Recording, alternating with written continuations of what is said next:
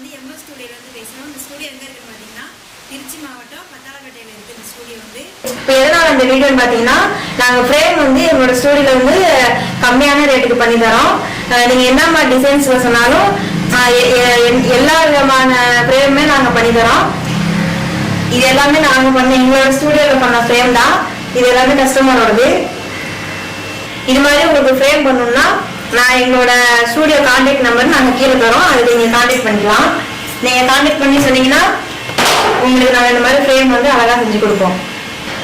Frame மட்டும் இல்லை, எங்கள்கிட்ட வந்து ஃபேன்சி சம்பந்தமான எல்லா பொருளுமே நாங்கள் வச்சுருக்கோம்.